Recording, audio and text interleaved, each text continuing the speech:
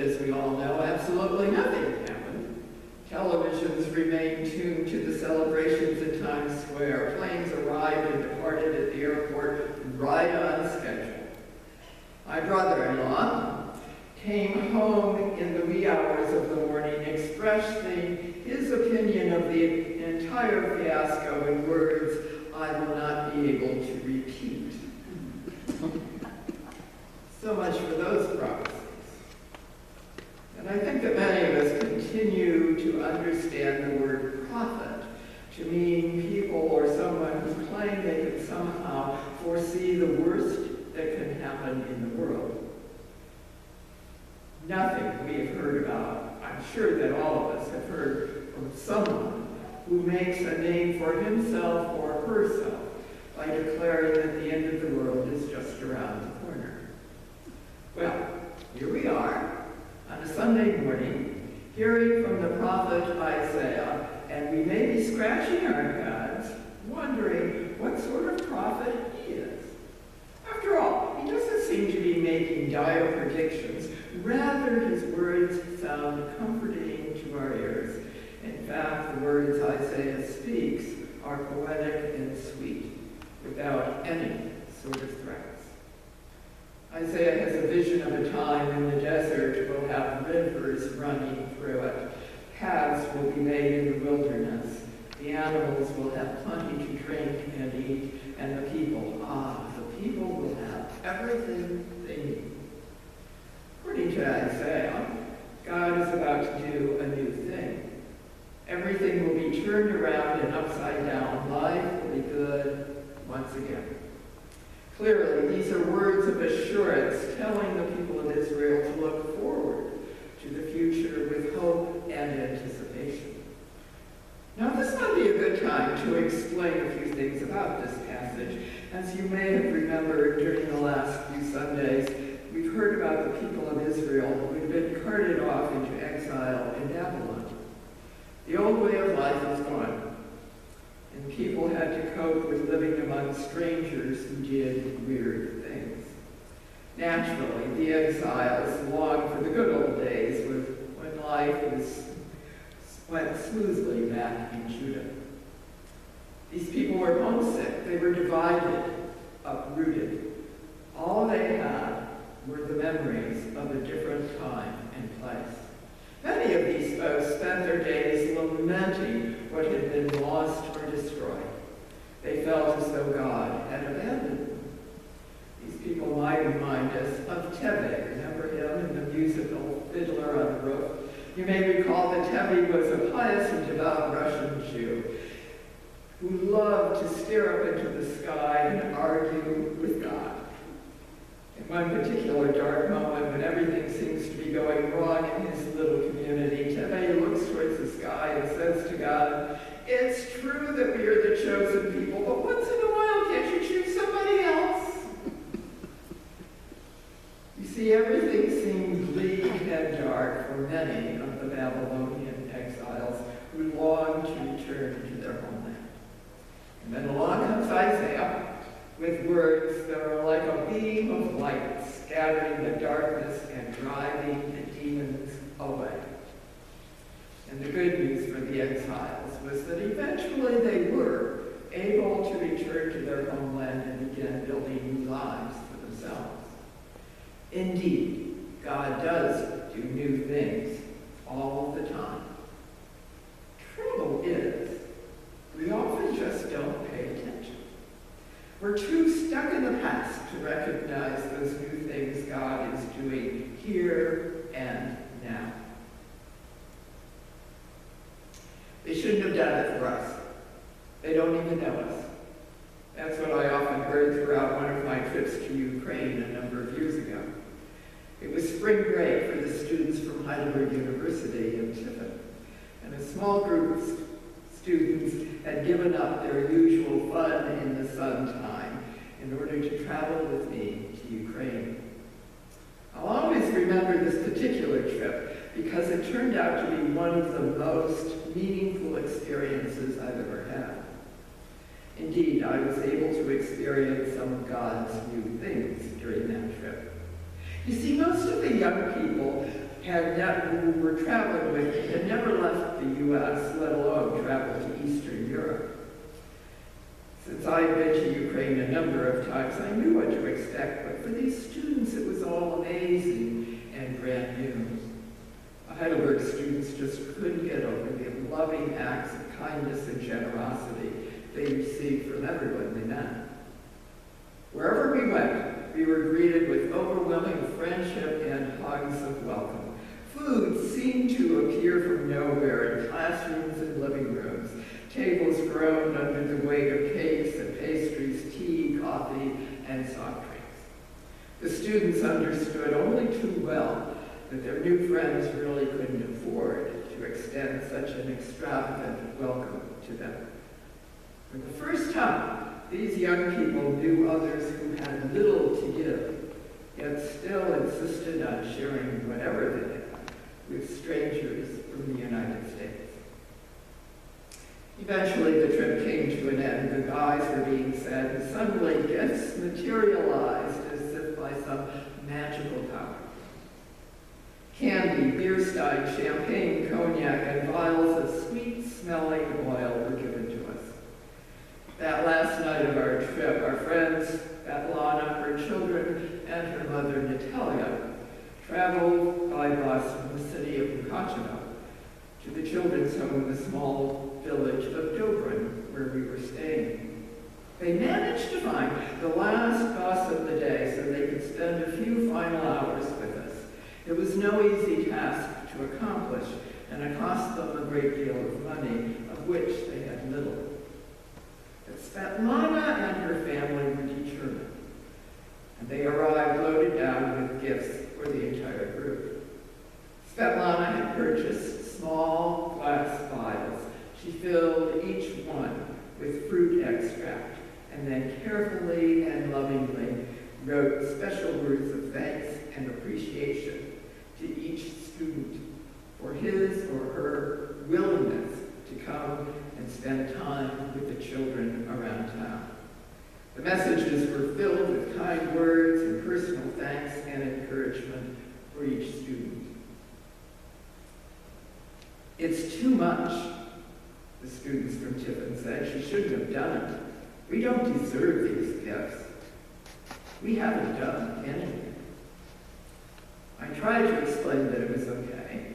I told them all that Svetlana wants to do this for you, so you'll remember your time here and know that you have a special place in their hearts for the people you have met this week. How outrageous. No one should spend that kind of money on some fancy oil just pour on dirty feet. It was too much. Why? It just didn't make any sense. So okay, the oil smelled terrific, and after the stale smell of cooking grease and dust and heat from the street outside, it was pleasant to experience the sweet aroma of the perfume as it filled the house. But it still wasn't worth all that money. Judas was really up in arms. Why, he thought, I could certainly put that money to better use. If I had that kind of money, there's no telling what I could do with it. I could buy some new clothes and sandals, have a long hot bath, and enjoy some great food. Judas' dreams went on and on, but that's all they were, dreams. Judas muttered to himself, wasn't that just like a woman to go out and spend all her money on the most expensive perfumed oil for sale in the market, and then waste it by pouring it on feet? It was outrageous, senseless, and even somewhat stupid. If you're going to go to that kind of expense buying oil like that, you at least poured it over someone's head. That was the right way to honor a special friend or visitor. But the feet, that was just plain crazy. Everybody knew that foot washing was best left to the servants. They were the ones who were supposed to do the dirty work of dealing with dusty, dirty, smelly feet that were all cracked and dry. Unbelievable, that's what it was.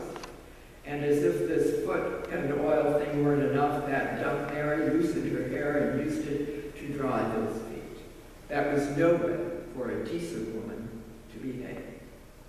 No woman who had any self-respect or place in proper society ever let her hair down in the presence of guests, especially men. There was only one sort of woman who did that, and they had no business in decent, law-abiding, God-fearing homes. Finally, Judas couldn't stand it another minute. He had to say something, and so he walked over to Jesus and said, "You know, this is really a waste. Mary shouldn't have done it.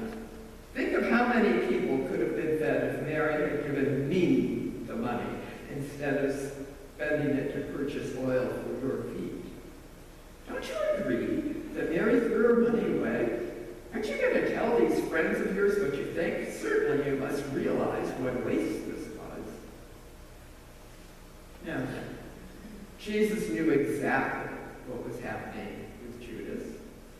He knew what was going through Judas's mind. Judas had no intention of giving anything to the poor if he could help it. So Jesus replied to Judas, telling him that truly Mary's action was an outrageous and generous gift of love, something that Judas would never understand.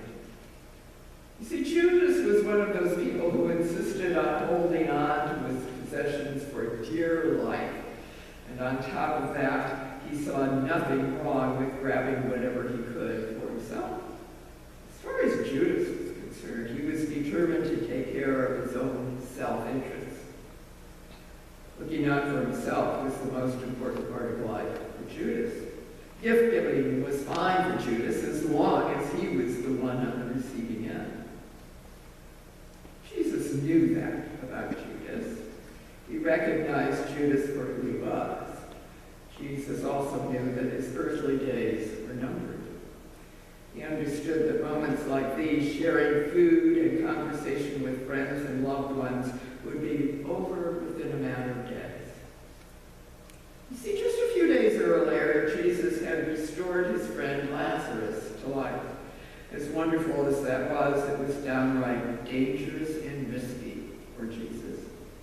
Even so, friends and family were gathered around Lazarus, celebrating this new thing of restored life. Yet now Jesus was a marked man. The Pharisees and temple leaders had heard and seen enough to realize that this man, Jesus, was a threat. This restoring Lazarus to life was the last straw as far as the temple leaders were concerned. It was bad enough when Jesus healed on the Sabbath, or spoke to a Samaritan woman, or ate with tax collectors, but now they had to do something. These outrageous acts of love and kindness had to be stopped once and for all. But the fragrance of Jesus' outrageous love wouldn't fade. The fragrance of outrageous love would be with Jesus as he rode into Jerusalem. The fragrance of outrageous love filled the room that last night as Jesus celebrated Passover with his disciples and all the others gathered at the table. Jesus shared the fragrance from Mary's outrageous gift of love as he bent down that night and washed people's feet. The fragrance of outrageous love would sustain Jesus as he endured unimaginable pain and suffering. The sweet smell of outrageous love lingered with Jesus until the end. And for us, there is no end to God's outrageous spending on us. We are filled with the priceless aroma of God's extensive love that pours over us like sweet-smelling perfume. Can you see it? Can you catch a whiff of its fragrance? We are filled with God's gift of love. It comes to us in so many unexpected and extravagant ways. Just as we heard last week, even when we insist on standing outside God's welcoming embrace and refuse to be included, God still opens arms of love to us. When we are so caught up in taking care of ourselves and worrying about our own well-being, God's outrageous love reaches out to us. Our Lenten journey is almost over. Very soon we'll be following the crowd into Jerusalem and through the streets, up the hill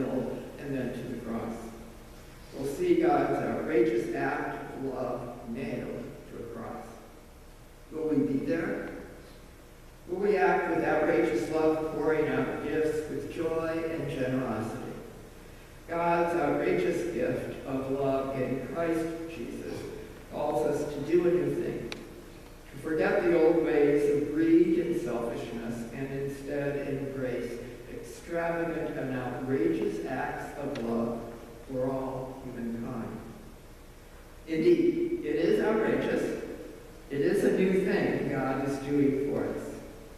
May we learn to share with all God's people the brand new lavish love that is being poured out for us like sweet, fragrant oil on us all. Amen.